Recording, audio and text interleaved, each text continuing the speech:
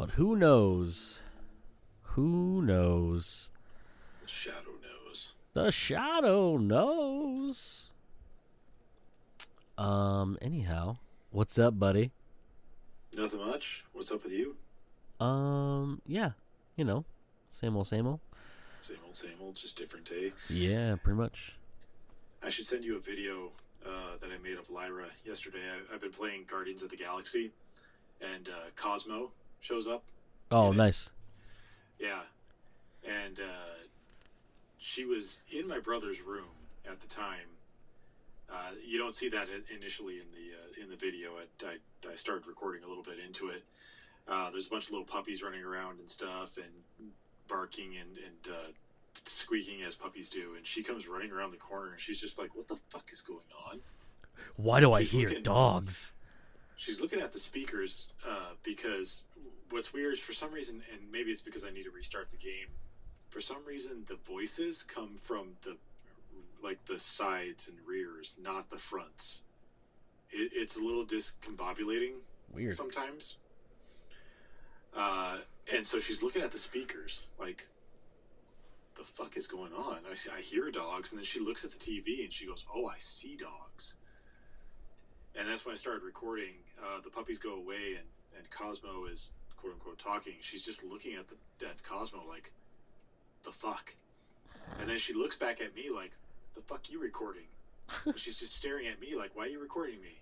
Why you record me? And then she looks back at the TV. Why is there a dog on TV?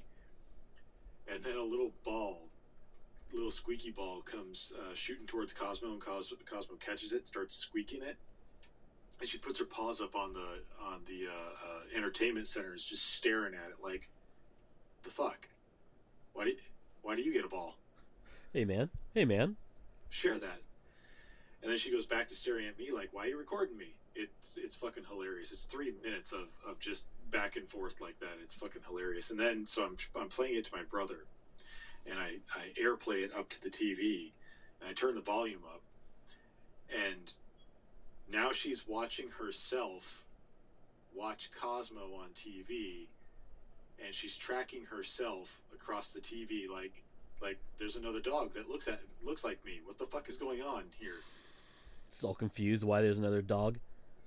It's puppy inception. It's absolutely hilarious. Poor, Anyway, poor kid. right? She's just confused.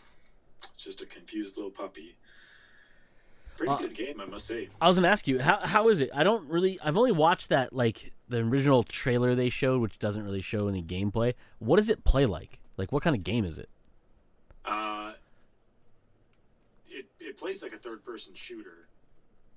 The team mechanics, I don't think I can compare to anything else, really. Well, no, I probably can. I just can't think of it right now. So you're always with the Guardians. It's not one of those types of games where you get split up a whole lot. There's like one little bit where you get split into one person goes off and does something, and then it's the three of you. But for 99% of the game, it's all four of you together, and as Quill, you have the ability to target someone, and then just it slows down, and you can pick which Guardian you want to do something, and then you pick what you want them to do, and they can do whatever it is that you've selected for them to do. So Groot has the ability to his initial ability is to just grab, using his vines, his roots that he spreads through the ground. They come up and they grab everybody within an area of effect, and so they'll hold them for a few seconds while you can wail on them and stuff like that. Rocket has explosives. Gamora has her sword, and Drax has his two blades that you can just be like, go attack that dude for massive damage, And they each have 4 upgradable things to be able to do, and you do as Peter Quill does as well. I would say where the game shines, though, is it's not Guardians of the Galaxy as far as the movie is concerned, but it is still Guardians of the Galaxy as far as the content is concerned. The interaction between all of the Guardians is hilarious. And there's a lot more downtime, I would say. It's a very story heavy game. So there's a lot more downtime with the ability to interact with the other Guardians, even during mid mission where there's just whole sections where you're just walking and talking and interacting with the rest of your crew. You can make decisions, and it kind of like Telltale Games style, where to be like, so and so will remember this type thing. I don't really know how much that actually affects the story. It kind of seems like it does. It kind of seems like, but I don't really know. Otherwise, it's actually a really good game. There have been one or two like really weird difficulty spikes that got me frustrated. I encountered one today where it was a group of enemies that I had never fought before that they just threw at me, and it was like, I don't know how to beat these fuckers. And I've run into some weird glitches too. In that exact same fight, at the beginning of the fight, I picked up this ability called, actually I don't remember what it was called, but basically you can use Quill's helmet in scanner mode, and you can scan an enemy, and you can find out their weaknesses. So I came up against a boss character that I enable the scanner, time slows down while you give the ability to scan it and read through what's going on and whatnot. It doesn't go to a standstill, it just slows down. So I exit the scanner, and time was still moving extremely slow. I was confused because I was like, is this part of the game? I'm not really sure what's going on, but it was just like, pew, pew. And it's just, I don't know what's going on. And then I enter scanner mode again and exit it, and everything goes correct. And I was like, oh, that was a glitch. Okay, gotcha. That was a glitch. Okay. And then I ran into another glitch where you end up on nowhere at one point, and you can go through the collector's, not his like whole entire collection, but it's just like a little museum of just little trinkets and stuff. One of them is Frog Thor. How do you pronounce it? I can't remember how to pronounce the name of Frog Thor. But after I looked at it, because it pulls up a little description of who Frog Thor is and whatnot.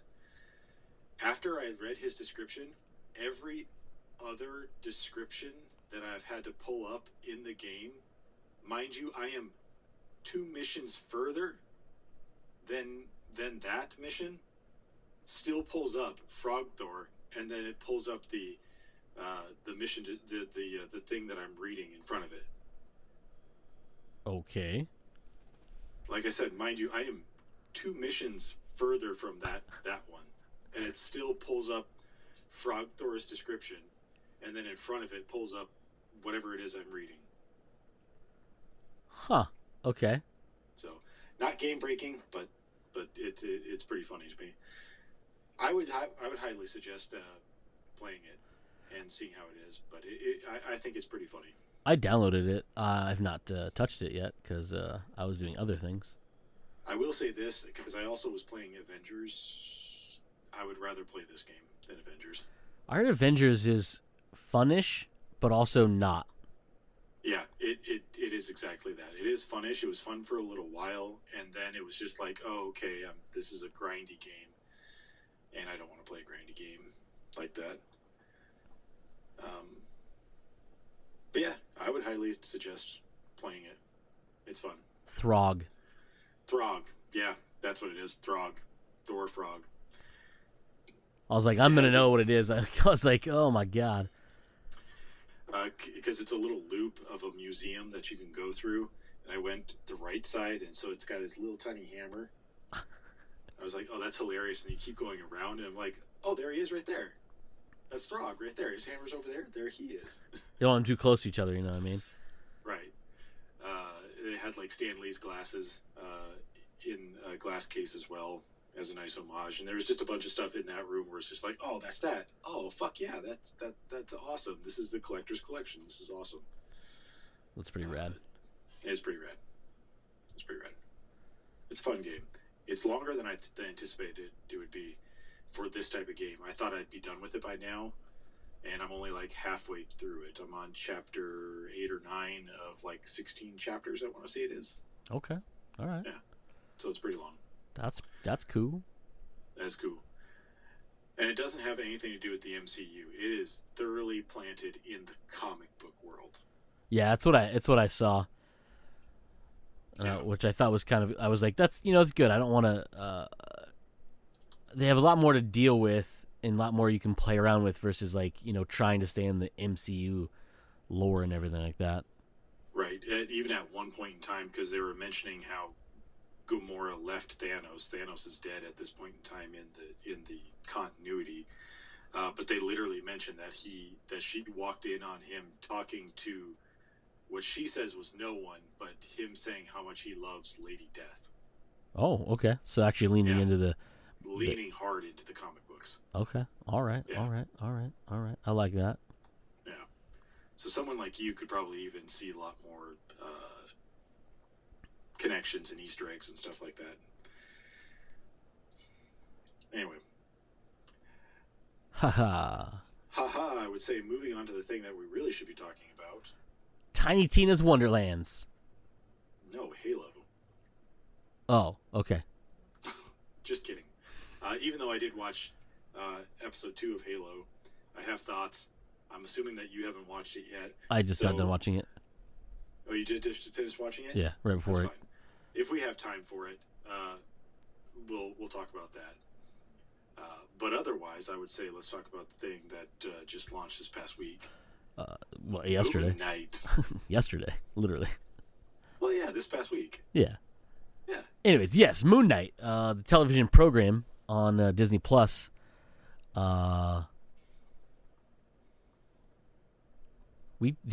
talked a little bit about it when the trailers came out, right? I think. I believe, yeah, we did. Okay. We did talk a little bit about one of the trailers. I don't remember. Well, there was only one that I can think of. Yeah, they did two. They did 2 trailers. There was like the teaser one that kind of like did like a sizzle reel, and then there was like the story one. But I think we talked about the sizzle reel one because it was like the bam, bam, bam, bam, bam. Yeah. Yeah. Anywho, so, what were your thoughts? So I actually really enjoyed it. The one problem that I have, I don't know, say problem. We'll say problem. The one problem I have is there's some real shoddy CG work in that first episode. There's some weird wonkiness in some of it, yes. And I don't know if I understand why. I mean, I kind of do, but I kind of don't. Like, what they were doing with it, and it was mostly, actually, the entirety of it, other than the weird scales tattoo that looks real shit on his arm when it moves. I can forgive that part because it just looks like it looks well enough for a tattoo. But yes, you're right. Like, it does have like it's not quite great looking. Yeah, it just moves. It doesn't look like it's on his skin. It just looks like it's moving over it, like a projection. But it's the chase scene when he's in the ice cream truck. It's a cupcake truck, but yes. Cupcake truck, yes. It's like it was so disjointed and like not good looking. There's a couple of scenes where even I questioned that I wasn't even thinking about that right now, but yeah, I sat there and was like, did they not film this live? Is this CG? Yeah, like, it's... I can't, like, there was just a weird, is this because of like HDR? Like, there was something there that was just like bothering me in some of these shots. Yeah, it was so weird. Like, it was the only thing that, and it was like the one that really threw me off was when he was running from the guards and they were shooting at him. The background was just so, like, you see the city, and I was like, it was just so not good looking, and I was like, why does that look like shit? Right. Like, I guess it's not a real place. They didn't shoot on a hillside somewhere, but it was like so weirdly, like, I don't know. It was like he wakes up and his jaw's all jacked, and I was like, that's actually pretty cool. And then he hears the voice, and he turns around, and then it just looks like the side of a mountain. Then all of a sudden, he's looking at some dudes looking out of a window, and I was like, honestly, at that point in time, I was like, where did that castle come from? yeah, and I was like, dream sequence, like the angle that, like you said, that initially is shot at. It doesn't. You don't feel like there's something either behind you, or if it's looking at that direction, there's nothing there, and then he suddenly turns, and it's like, wait, where the fuck did that castle come from? yeah, I was like, what? Like, what angle was that thing at? Yeah. Yeah, it was just that whole sequence. That threw me off, and then he was in the city, the little town or village or whatever the fuck that was. He witnesses the lady die, and then he gets confronted. I like the whole like time lapse or blacking out thing where he just comes back to consciousness and he's covered in blood or whatever, and I was like, that's actually pretty fucking funny. Like, I think it's cool the way they do it, and the whole like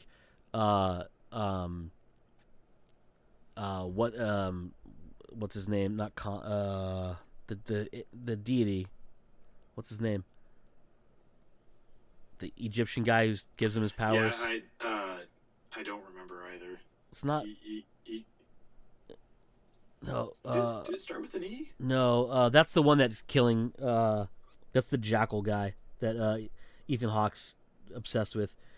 Starts with a K. It's like Conch or something like that, or I can't think of what it's called around. Anyways, they haven't said it too much in the show yet because you haven't really been introduced to what's happening yet. Khonshu? Khonshu, yeah, it's Khonshu. That's what it was, Khonshu.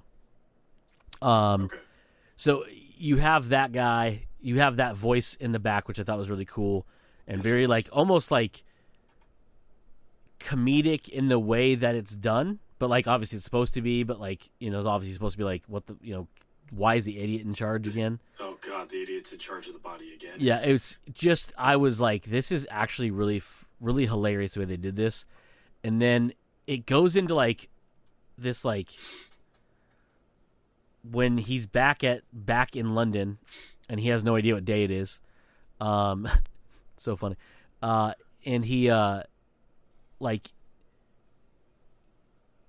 back to the museum. He's going to do inventory or whatever, right? And, like, he's getting attacked, or he's going through and he's, like, confused. And, dude's there, and he's confronting him, and then he does the whole, like, scales thing. Turns into, like, this, like, psychological thriller thing, and then all of a sudden, like, into, like, straight up horror. And I was like, oh, yeah. Damn, that was a quick flip. And, like, well, even, like, a scene or two before when he's trying to leave his apartment. And he keeps ending up back on the same floor. And then he sees the fucking demon fucking looking thing just chasing him. Yeah. Yeah. It's like weirdly horror. Yeah, I was like, oh, okay, this is I just did that. But like I digged everything I saw in the first episode. It was some of the visuals just were like I could get the whole jackal thing, I could get like not human looking and a little too whatever, it's fine. Because they do a good job of like obscuring it for the most part. Like you don't see it dead on at all, but whatever, and it's a fully CG'd creature, but it's just like the backgrounds were CG'd weird, and the whole like action sequence of it was like really terrible, like not well done or rushed, or like I don't know, it was just so weird, and I was like, that just weirdly threw me away from what it was happening. But I enjoyed it overall. I liked what they're doing with it. I like the fact that it's sort of, even though it's only 6 episodes, it's kind of a slow-ish. Like, you get to the end of the episode and you finally see him, and you see Moon Knight. So it's going to be interesting to see how they progress and how much they go into it. You know what I mean? Mm-hmm. Without having, like, you know, like, we have 13 episodes to tell this story. But it seemed like they got a lot put into that first episode in that 46 minutes or whatever it was. And I was like, dang, y'all threw a lot of shit at us. So thank you, but also like, dang, you guys could have taken some time. Yeah, I if you're done. No, yeah, no, go ahead. I was going to ask you. I would like to say I wish they would have taken more time. Not to say that this isn't good. Where the story starts, I feel, is unfortunate because it feels like the story starts. Literally, the first scene is we see our what's his name? I'm spacing out on Stephen Grant. Stephen Grant is waking up in bed, chained to his bed, has sand around his bed. His room is filled with books and artifacts and stuff like that. Not really artifacts, but I mean just like things like doodads, like interesting stuff to look at, type of artifacts. And his door has painter's tape on the seal. So we're already starting the show with him knowing that he travels or like sleepwalks essentially. Yeah. But can't really prove it to himself, I'm guessing, because A, the tape is always there. It's not broken. The sand looks always untouched when he gets out of bed. And he's still shackled to the bed when he gets out of bed. And that's the way they play it throughout the whole entire first episode. Even when he goes back to bed, you can see that he's trying to keep himself awake. He eventually falls asleep and then wakes up in that town with his jaw broken.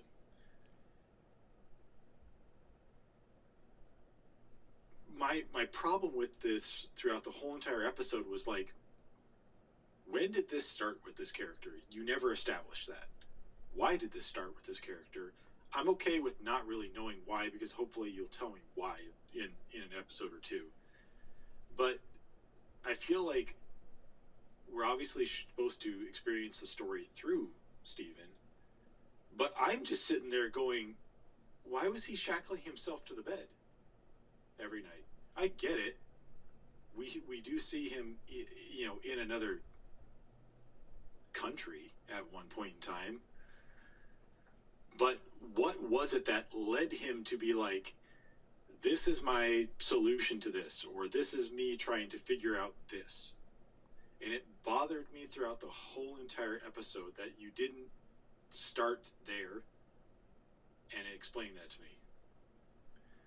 Because at one point in time, I was sitting there going, well, does he think that he's being possessed by something? Is the sand maybe some mystical thing that is, like a salt or something that's supposed to prevent bad spirits from getting to him? I don't think that's the answer by the end of it, by the end of the episode. But just because you don't explain it to me, it leaves me wondering what the fuck is going on. I'm supposed to be wondering what the fuck is going on through the character and experiencing his what the fuck, but I'm sitting here actually experiencing this outside, like, I don't know what the story is going on. If you understand what I'm saying. Yeah, I get you. So I had that problem throughout the whole entire episode. Thankfully, besides that and the bit of wonky CG, that was the only problems that I've actually had with this first episode. Because like you, I thoroughly enjoyed it. So far,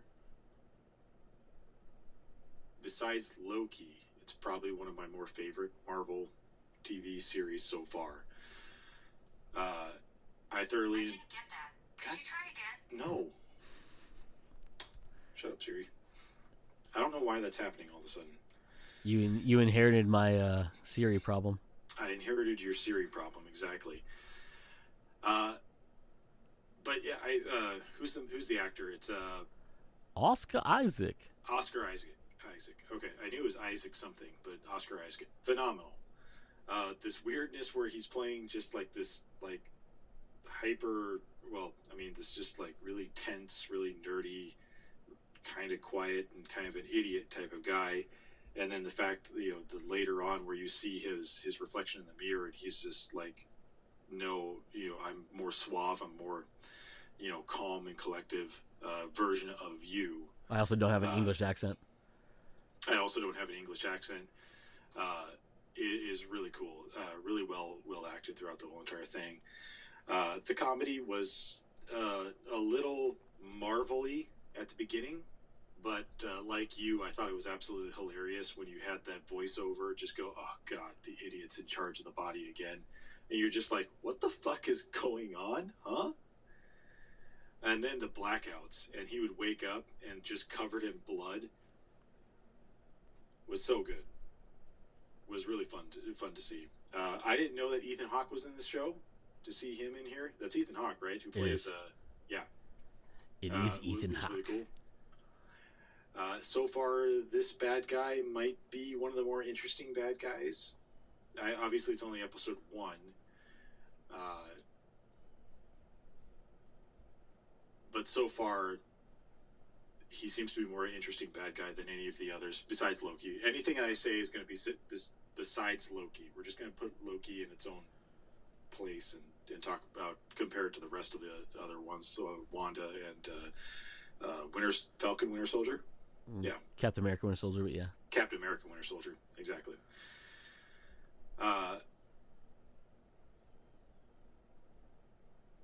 Yeah. I thoroughly enjoyed it.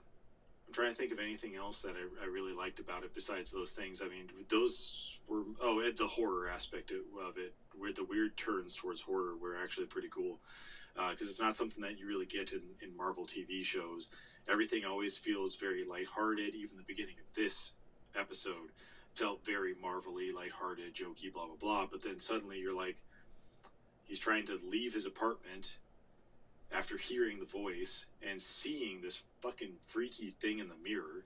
And I say freaky because we don't have light.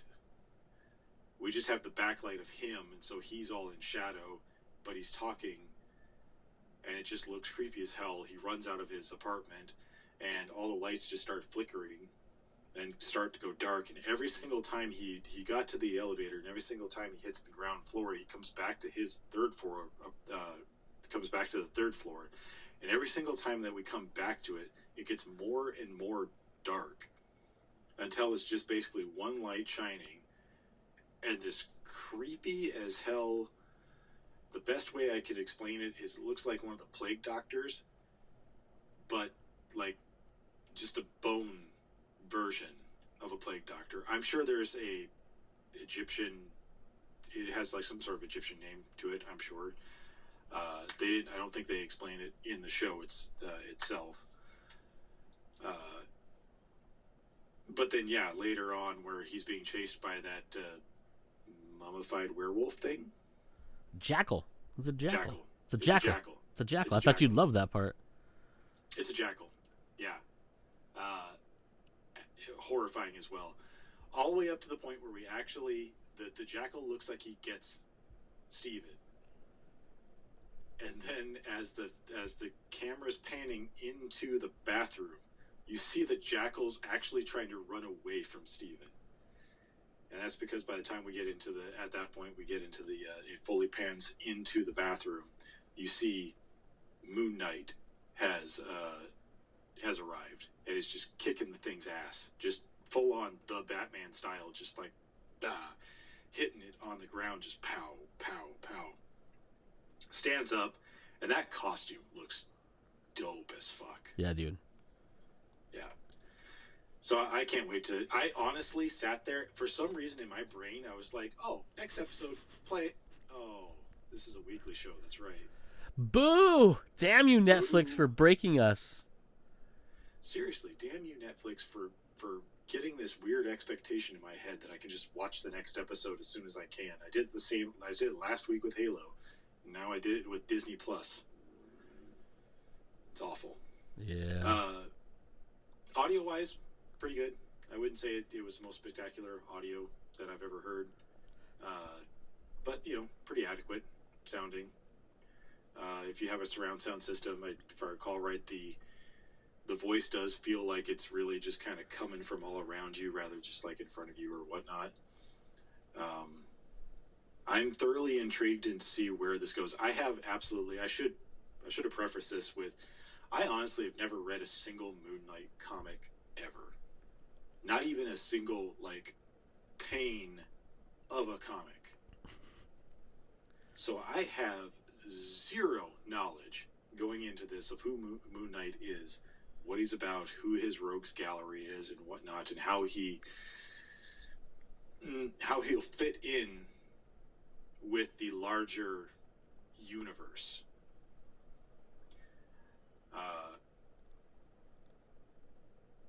So I forgot where I was going with that. Anyway, fair enough. I'm tired. I'm tired too. Tired of you not knowing shit, Joe. I'm just kidding. Yeah, I know. My brain's been all over the place today. I thoroughly enjoyed the show and can't wait for episode 2. Speaking of episode 2, episode 2 is the first of the 2 episodes that Justin and Aaron directed. Awesome. Because I was at the very end there. I was like, okay, let's see who directed this. It was the Mohammed Diab. Come on, you got it. It's right there. No, I don't have it. You had it. It was Mohammed Diab. Diab. Okay. Yep. Yeah, he directs. So there's 6 episodes. He directs 4 of them. Justin and Aaron direct 2 of them. I was going to say he's the main director of the series, and he was actually one of. I don't know if he's a producer or anything, but I know that in interviews that I've seen, little snippets of, because staying away from pretty much any spoilers or anything like that, I remember him saying that he wanted to make sure that the Egyptian culture was properly represented in this show, and we're not going to get like a westernized version of it, essentially. Yep. Yeah. So I thought that was pretty cool. Yeah, it's pretty awesome. Yeah, it's interesting because this is, I don't want to say it's completely based on, but pretty closely based on the newer of the Moon Knight comics. But it's that's where Mr. Knight comes from, which we haven't technically been introduced yet to. But we have seen him in the trailers. He's the one that has like the white suit and his white gloves, and he has like the more of a, not much so much like a, I don't even know what that mask would be, like a, it's not really a balaclava, right? Because it's got eyes, like, I don't know. It's weird. It's not, because it covers his mouth, right? It's a ski mask? Is it a ski mask? It could be ish a ski mask. I don't know how to say it, but it doesn't have a mouth hole, right? It always reminds me of like what was his name? The G.I. Joe, the desert one. Was it Desert Rat? Desert Storm? I don't remember which G.I. Joe. The dude, remember he had the mask on and all you saw was his eyes? I'm pretty sure that his name is Desert Storm. I think so. Yeah, Google that while I talk. So that's pretty cool to me because I think that's it's a fun, interesting thing because in that it's the is it Warren Ellis that writes that one, or is it who wrote that with Declan, who did the art? I can't remember. Actually, I'll tell you right now because I think in here somewhere. Anyways, so what's cool about it is, if you don't know anything about this, is a brief. It's not spoilers. I'm just gonna let you know a little amount about it and what I thought was cool so far about what I know going in, not that what I've seen. So Moon Knight, he is a gentleman named Mark Spector who has a dissociative identity disorder, or DID.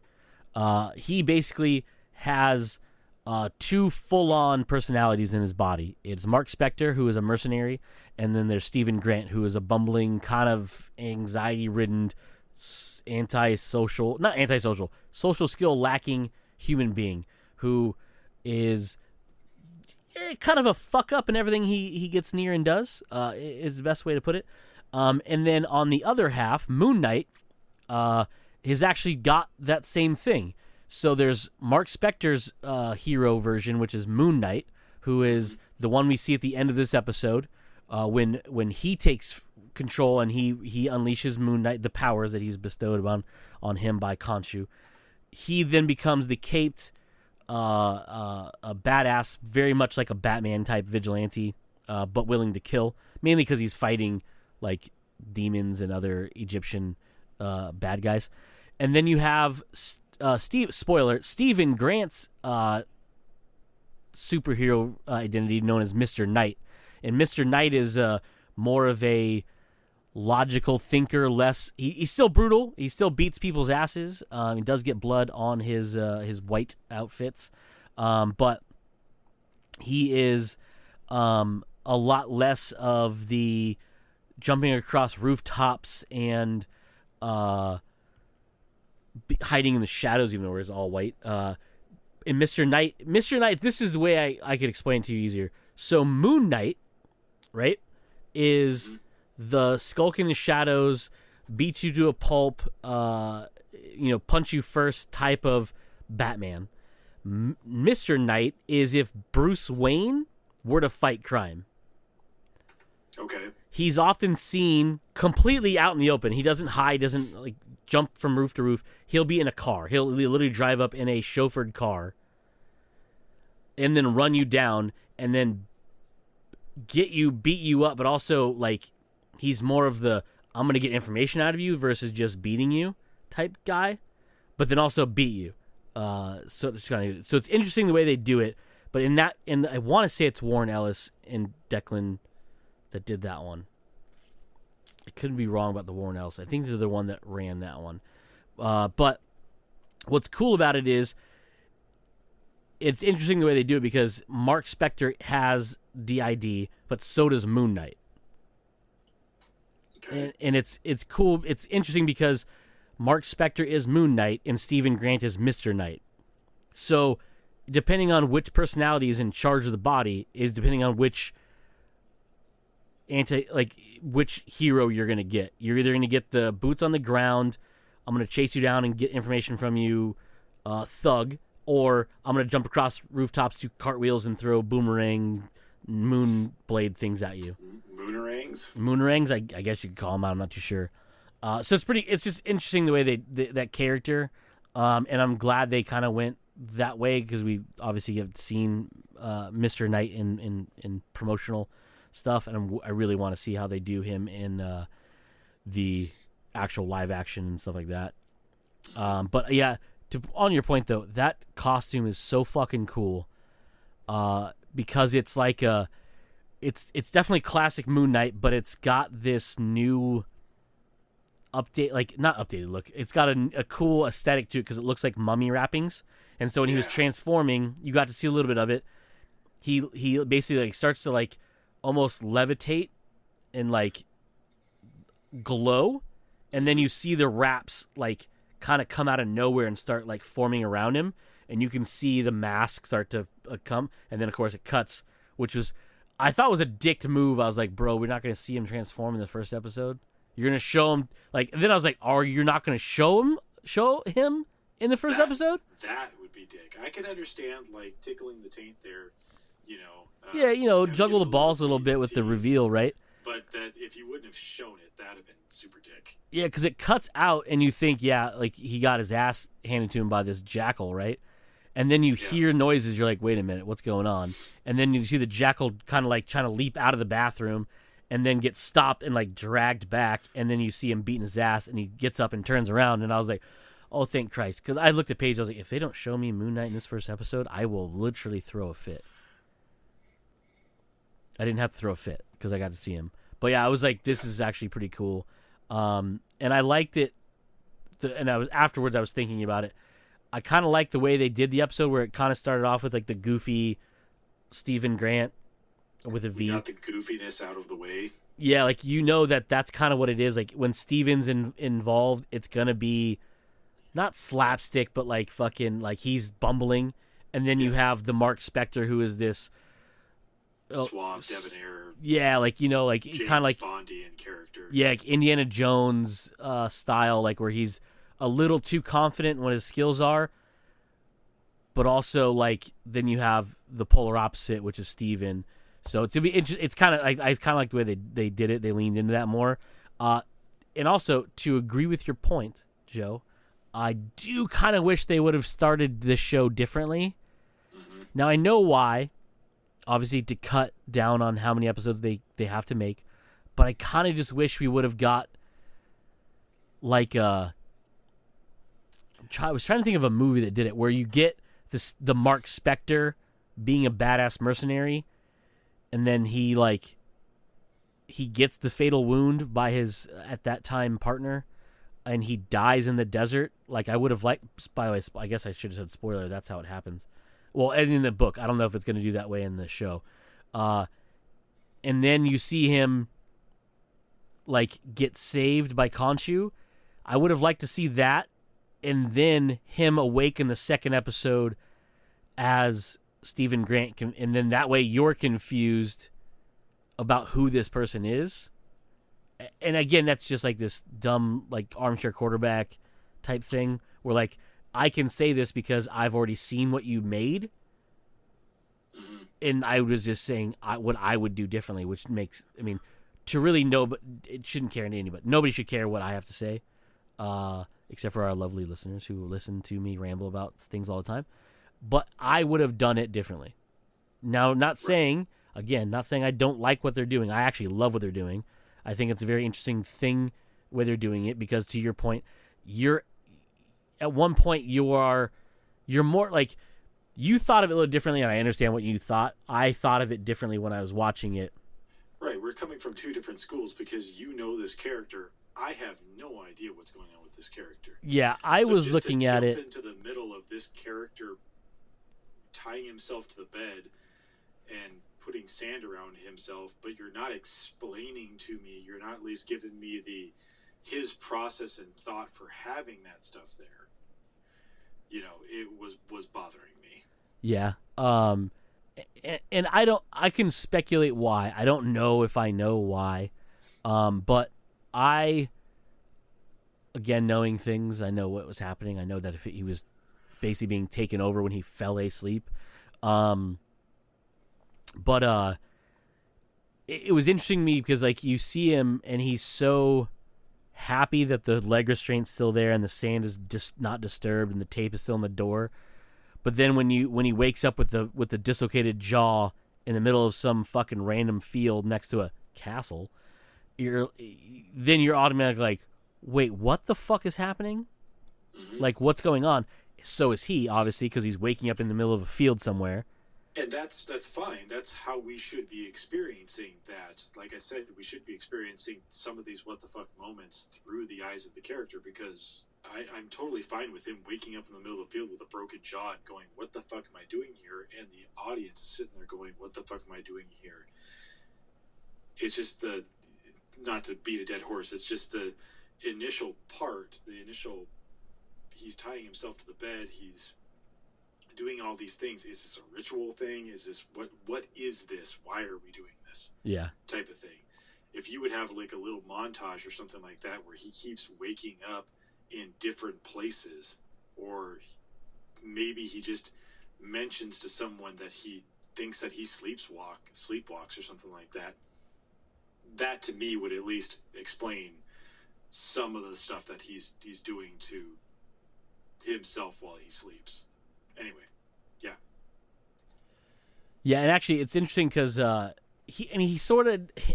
It's weird that because when he's talking the gold guy, which I won't go into who I think that is, because I think it's somebody, but I'm not gonna say who I think it is. The gold guy. Remember he's talking to the dude that's like basically standing like a statue, and people are taking. He wants to take a picture of him. Yeah, okay, yeah. Because he talks to that guy and he says like how he has that date coming up, and then he's like, you know. Right. I took it as he's pathetic. Oh, he is. You know, he's that he can talk to is somebody who literally has to stand still for his job. Yeah. Yes, and again, you won't know who this is, so I won't say his name. But that if I'm correct, I could be wrong. If I'm correct, that guy is two different people or a different person to both Mark and Steven. Mm-hmm. Steven's just some guy he just essentially abuses because he knows he's never going to like tell him to shut up and walk away. But also to Steven he's someone else, or to Mark he's someone else, I think. I could be wrong. We'll have to find out.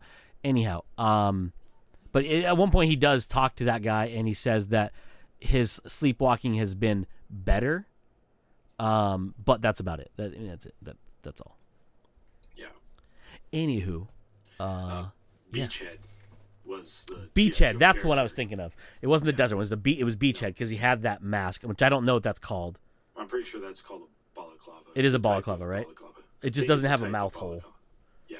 Yeah. Okay. Or yeah. Anyway. Anywho. Or a ski mask. I Yeah. don't know. I don't know. I'm not a clothing engineer. I'm not a clothologist. I'm not a clothologist. I didn't get my master's in clothology. No, I didn't.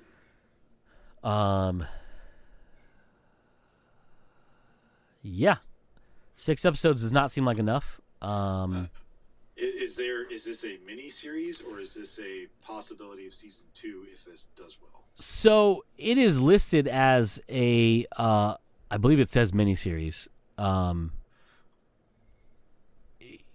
And I think, so I was thinking about this yesterday, and I had no one to talk to about it because in my brain there's things going on I can't really express out loud because conversations with myself go way too deep. Anyhow, I was like kind of wishing like they would do more of these like standalone shows with the heroes that don't have to do with anything else. You know what I mean? Like, yeah, we can get this one-off stuff that would. Yeah, it doesn't have to be a movie, but we could do more long-form storytelling. And it doesn't have to impact anything else. Playing Guardians of the Galaxy,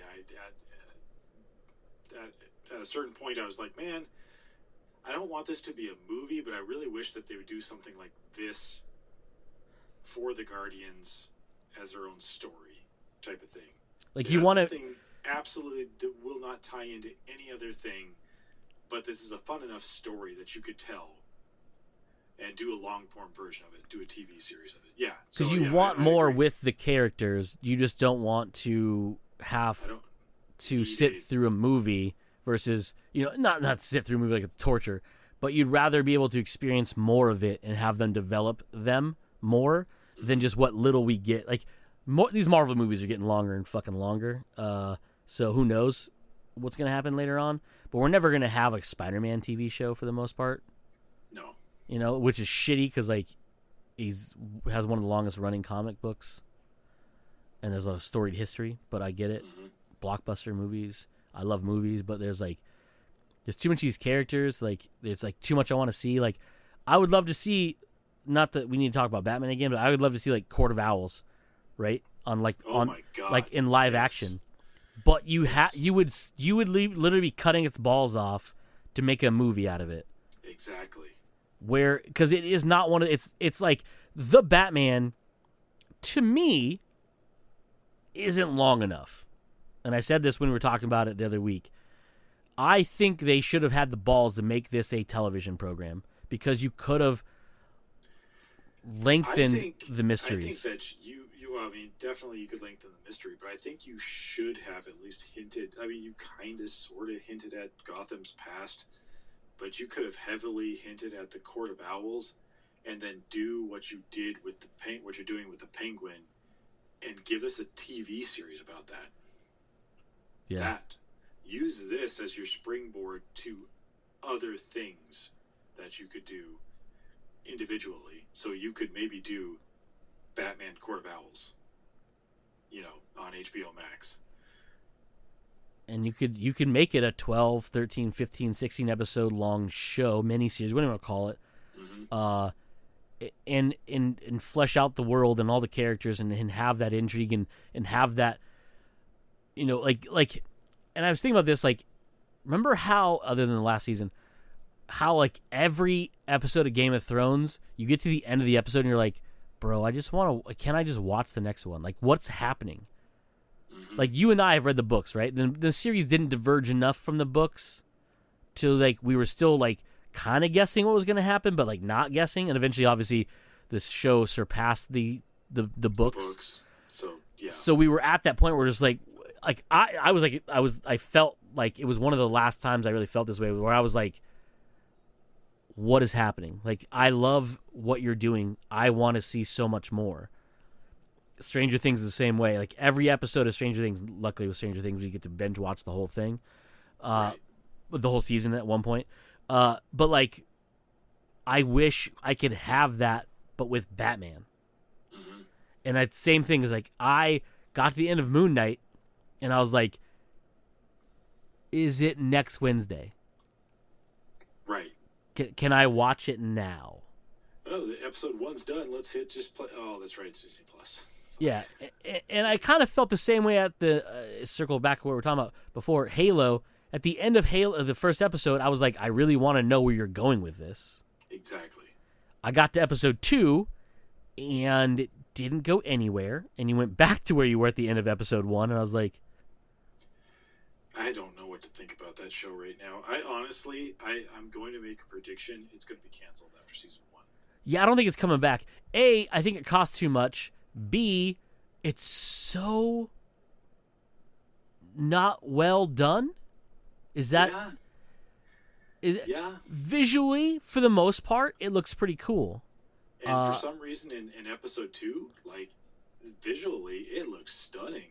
All of the city places that you go to, all of the fucking asteroid that you go to looks fucking great. Like, you don't really get that same weirdness that I had.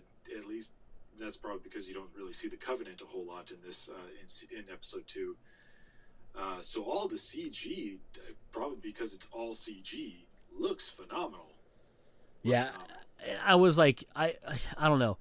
I think this also suffers from the length issue and the fact that, like, oh my god, if you're talking about how it seems like it might be too long, bro, yes, dude, when there's a scene towards the end where Master Chief gets captured, quote unquote. Yeah, he goes back to Reach. He goes back to Reach, and they're doing a slow zoom into the artifact, and the music is just crescendoing, and you're like, it's like dun dun dun dun dun dun dun dun dun dun dun. You're like, I'm like, okay, roll credits. Oh no, next scene. Why did we have to like action crescendo this for a zoom in of the artifact, which you've seen tons of times already? And now it's just next scene, and then it ends after that scene, and I'm like, I feel like this should have ended already. Like, why did this continue to go?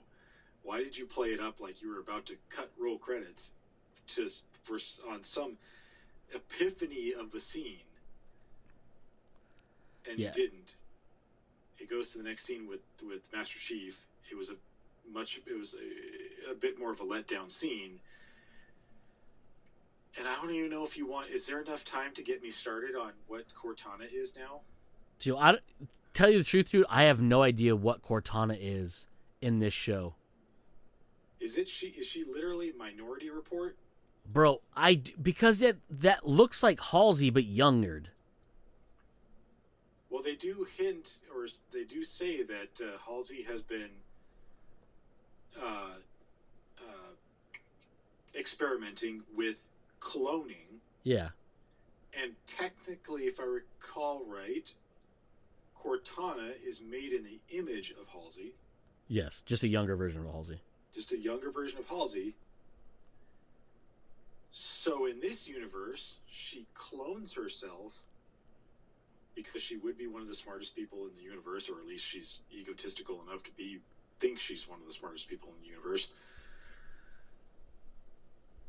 Now she's got this clone brain thing that she can experiment with and make it an AI. And the reason why it's so super intelligent is because it's an actual person in a pod, Matrix style, who I'm guessing then can control Cortana.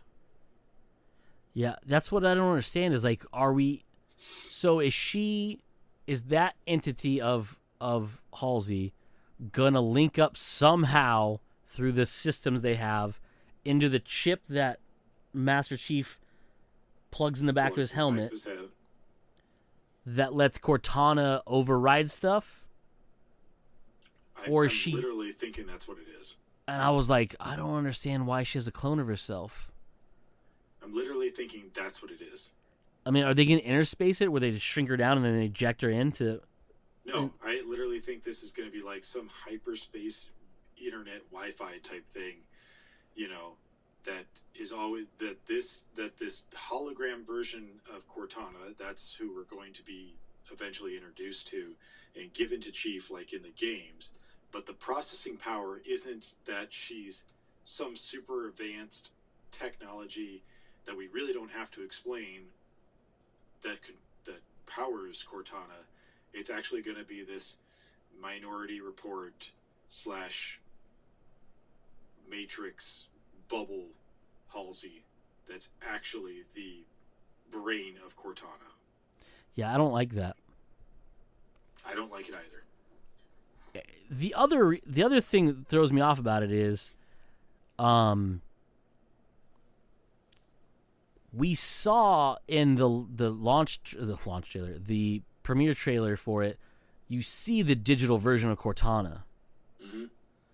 which to me looks nothing like the actress who plays Halsey. Well, because I think it's the same actress who actually plays Cortana in the game. Yeah, it's Jen Taylor. And she does the voice. Yeah. She does the voice, and that's who she is. Yeah. I just don't know why they didn't have her in the pod. You know what I mean?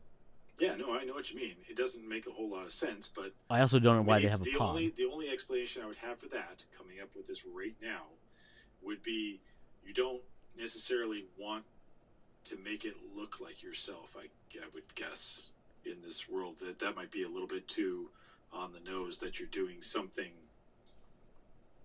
wrong. I don't know, but then the command already knows that she's doing something wrong. Yeah. Yeah, man, I don't know. Like, I complained about just going further here. I complained about the UNSC in the last episode when we talked about episode 1. Man, can they tone down the evil? No. Like, seriously? Just tone it. Just make... At this point, I really kind of don't care if the Covenant kill all the humans in this world, because all the humans that I've seen so far are kind of assholes. Yeah. Kind of dicks. All the leadership can burn in hell. Yeah, man. I honestly, I think I hate this show.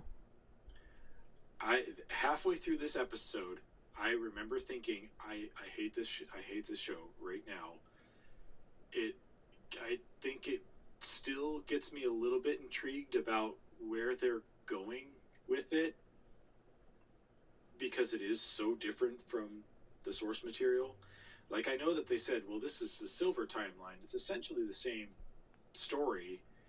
You know, it's the same story, it's just told slightly differently. It's like, no, this is essentially the same story, but told completely differently. Yeah. Because by episode 2, spoilers, we end up on this asteroid of free people, which, by the way, all I could think of was somebody watched Demolition Man and really liked the aesthetic of the underground and was just like, this is how we're going to run the underground in Halo. Like, I really like this aesthetic. And it's just like, why does it need to look like... Future Mad slums Max in space? Yeah, like I would have been happier if they just straight up ripped off the Expanse's visuals. Yes, please rip off the Expanse's visuals, because at least that makes more sense.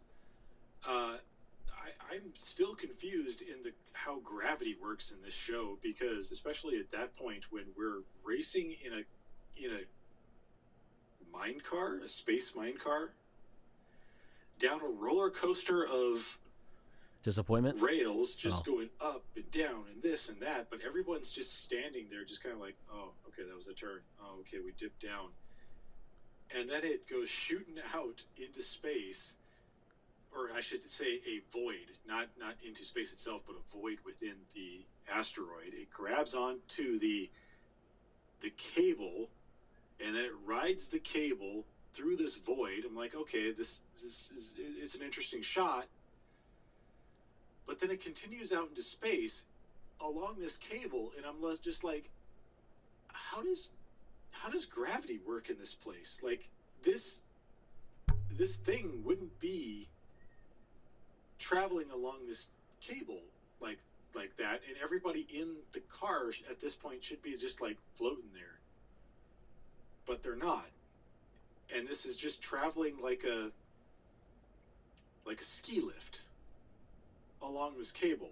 Yeah, it was really bizarre. I did not care for it. Visually, it looked cool, but it made no sense. But it made no sense whatsoever. And then this whole entire episode, Master Chief just spent outside of his helmet, outside of his armor, and it's just like, okay, I guess that's where we're going to be. Like, this is okay. I don't really like it, but I guess I'll accept it, type of thing. Yeah. Yeah, I don't think this is going to last beyond this season. I'm kind of surprised they haven't canceled it already. Yeah, it's just not. I just don't understand why they can't just do the fucking game. Yeah. Like, I get it. This like is obviously like building up to it, the game, but no, just why don't you just give us the game? Or follow a little bit closer to the game. I don't mind us doing stuff a little bit differently, but like, you are so far just off of what the game's storyline is. Master Chief is in handcuffs by the end of this episode and in prison, and that makes no sense to me at all. Yeah, it makes sense to me within the story that you're telling me, but from a Halo perspective, it absolutely no sense. It doesn't make any sense to me. Yeah, I don't know. I'll watch the rest of it, but I am not happy. Yeah, I'm of the same boat. By the end of the episode, I'm like, okay, look, you had a lot of stuff in this that I didn't really care for. We should have never seen Master Chief's face. I still don't understand why everyone wants to be a total fucking cunt to this kid, to Quan. Everyone. Like, everyone, like, wants to kill this kid, and all she's done is just survive, be alive. That's it. Yeah, it makes no sense to me. It's so. I don't understand any of this show. I don't understand how or why anybody's doing what they're doing. Right? It makes no sense. This human kid that's with the Covenant, I'm sure they'll explain it. I don't know if I understand it. The only thing that I understand of that is literally what they've said in this episode, where there's only certain humans can activate these artifacts, and so that's they found a human that could activate the artifact, and they raised her to be Covenant and believe in that religion that they have. Yeah, I don't know. I don't get it. Right. And I don't. But that was never really a thing that I got from the games either, you know. Yeah, like, I don't understand it. If you would have told me they had a tool to control the artifacts, and they would have shown this human child or humanoid person in captivity, it would have made more sense to me. But her just being with them makes no sense to me. Yeah, and I hope that they do explain it. Maybe they just explain it as, look, the UNSC is a bunch of cunts. Well, yeah, I see that they are. They're a bunch of fucking cunts. They're willing to kill anybody that they think needs to be killed, even though they don't really need to be killed.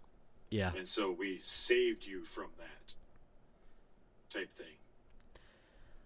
Yeah, I don't like it. We're going to save the universe from these evil humans. Well, they are evil humans. I kind of wish that they would be wiped out, because they're really not. All of the leadership that we've seen is not redeemable.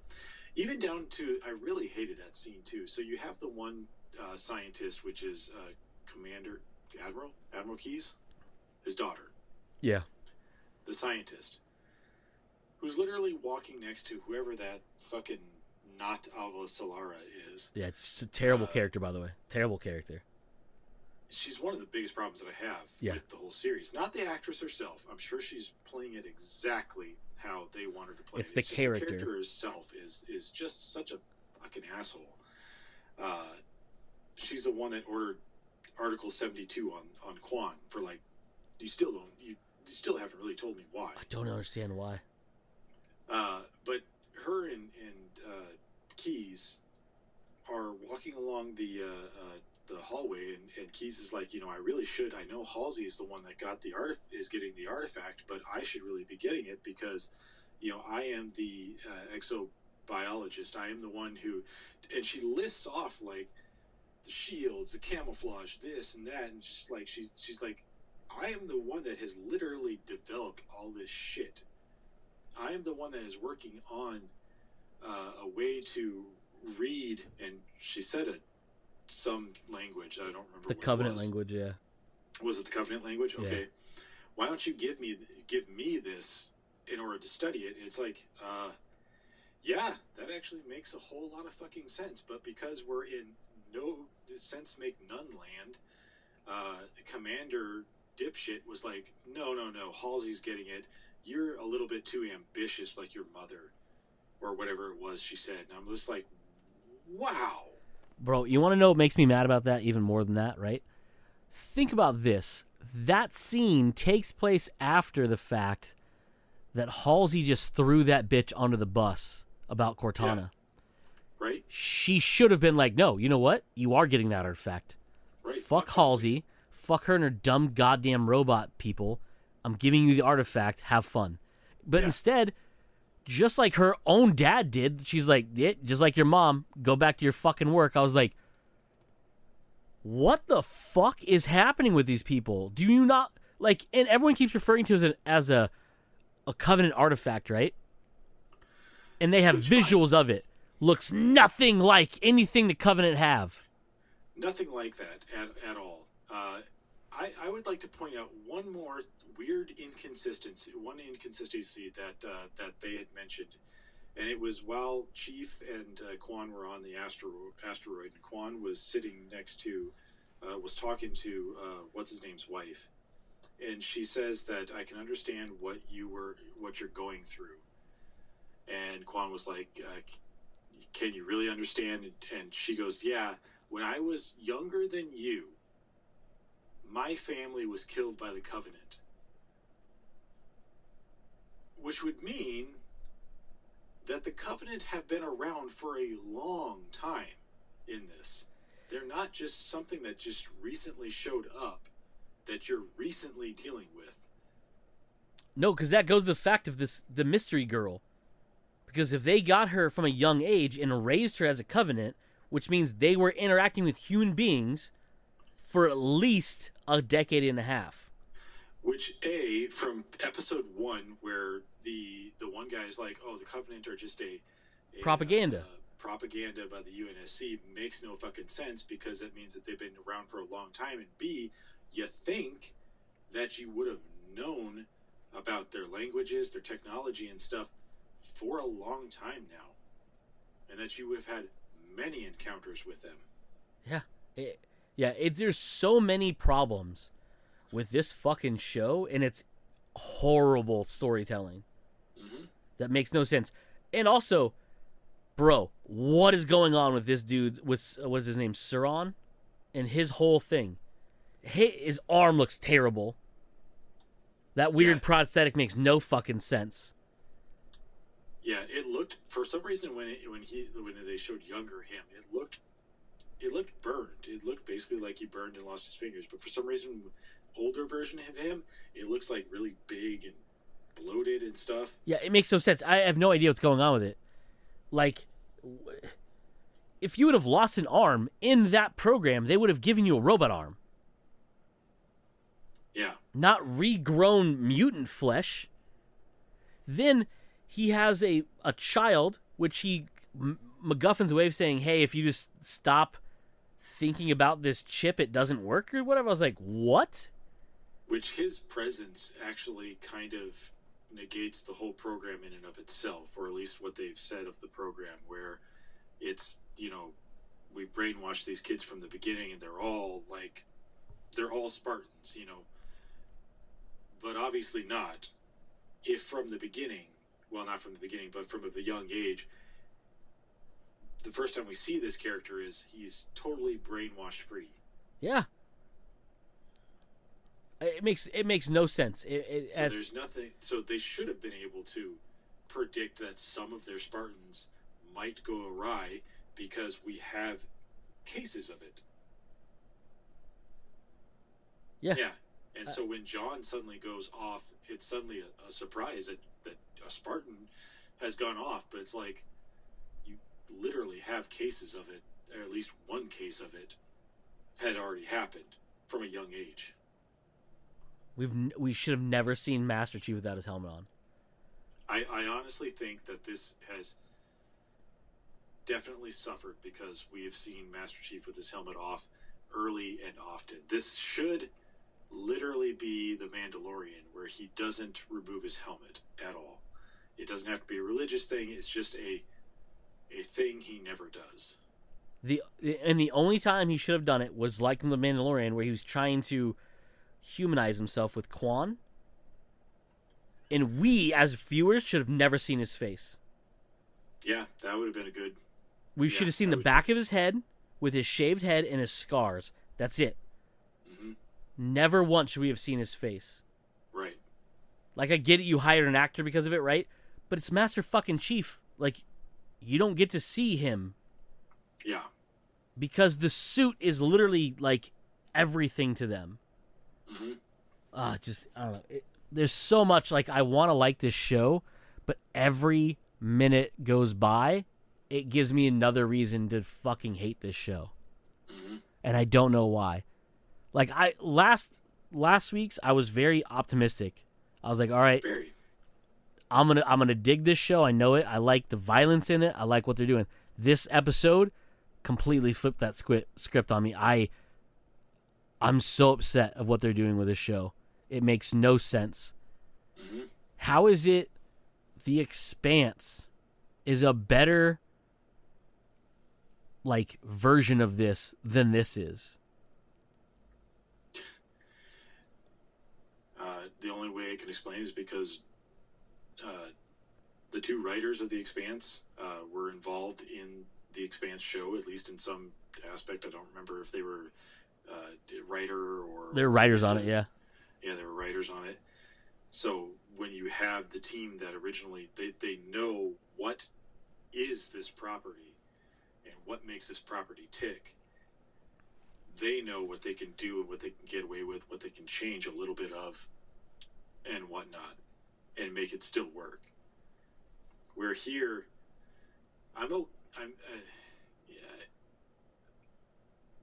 like to see properties change a little bit when you go from one medium to another, because inevitably they do have to change, whether it's because of the type of storytelling that you're doing, where you can't do this long form, I know what a character's thinking because I can read what's in their head type thing. You have to cut that stuff out and you have to change things. Characters have to change a little bit or must be melded together or gotten rid of completely. I do like seeing that, but when you just basically go, hey, here's a property, it's a sci-fi property, it's about an ancient alien race that makes a weapon and stuff. We already have years of content for this thing. You could play around in that, but the person that is actually writing it goes, no, I've got the basic idea behind it, and then just goes off and does something totally, completely different. You might as well have just called it a different show. Yeah. I guarantee you the guy who wrote this, or got people who wrote this, I don't know. I closed my window with info in it because I'm just more and more mad about it. It's like he watched one of those "This is the Halo story thus far" YouTube video, and then wrote the series about it. Mm-hmm. And it's like, bro, did you at least watch it twice? Because it doesn't seem like you did. Yeah. Like, I don't know who put you in charge of this or who okayed this, other than I know Steven Spielberg's probably to blame for some of this. But y'all are doing a very big disjustice to this content. And it, unlike a book or anything like that, you have plenty of visual, like, things to go by, including fully rendered CG characters. So why don't you just basically copy model those? it after those assets? It's not like you're going to run into copyright issues because this is the property. Yeah, 343 Industries is working with you. They're producing it. Yeah. They have all those assets. Yeah. Yeah, I don't know. Like I said, I'll finish watching it, but I'm not happy. With it. No.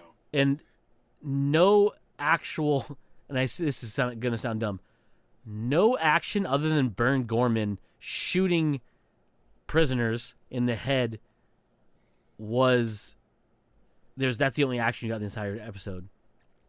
Yeah, we went from an action-laden first episode, just guns a-blazing, kill the Covenant, just kick ass, take names later. You know, all I do is chew bubblegum and kick ass, and I'm all out of bubblegum. Action to, okay, let's sit down and talk, which is fine. About nothing. But, yeah, we didn't really progress the story. And like you said, we ran away from the UNSC at the beginning of episode, or at the end of episode 1, only to go back to Reach at the end of episode 2. And the worst part about that is, he says, you're the only person I can trust. Which is a bold-faced lie.